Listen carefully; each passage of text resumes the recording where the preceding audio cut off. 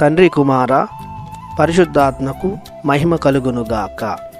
ఈనాటి జీవవాక్యం. కుమారుని చూచి విశ్వసించు ప్రతివాడు నిత్య జీవమును పొందుటయే నా తండ్రి చిత్తము. యోహాను శుభవార్త 6వ అధ్యాయము 40వ వచనము. ప్రభు అయిన యేసుక్రీస్తు నామములో మీ అందరికీ శుభాభివందనములు కలుగునుగాక.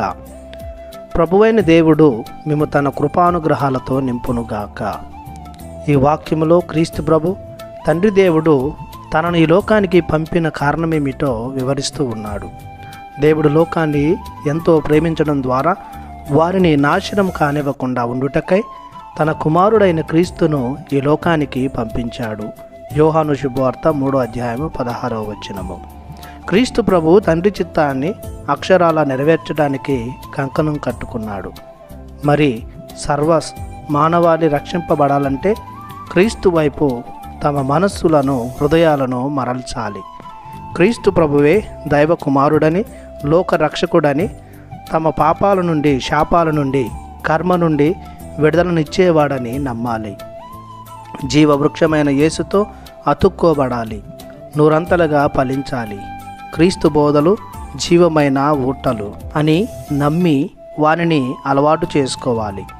ఎవరైతే తండ్రి చిత్తానుసారం క్రీస్తును తెలుసుకొని సేవించి ప్రేమిస్తారో వారు నిత్య జీవితానికి అర్హులవుతారు. పరలోక రాజ్యంలో ప్రవేశం క్రీస్తు అను మార్గం ద్వారానే. క్రీస్తు బోధించు సత్యాన్ని విశ్వసించడం ద్వారా నిత్య జీవం ప్రాప్తిస్తుంది. మనందరికీ తప్పకుండా నిత్య జీవం కావాలంటే మనం క్రీస్తులో విశ్వాసం ఉంచాలి. క్రీస్తు మార్గంలో నడవాలి. క్రీస్తు బోధనలను జీవించాలి. క్రీస్తును పోలి జీవించాలి. క్రైస్తవులైన, అన్యులైన, పరులైన క్రీస్తును విశ్వసిస్తేనే మోక్ష భాగ్యం. క్రీస్తే దేవాతి దేవుని తెలుసుకున్న ఏకైక మార్గం.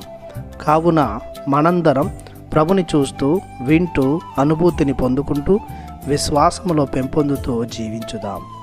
ప్రార్థించుదము. మా జీవాధిపతి అయిన దేవా, మీ బంగారు పాదాలకు వందనాలు చెల్లిస్తున్నాము.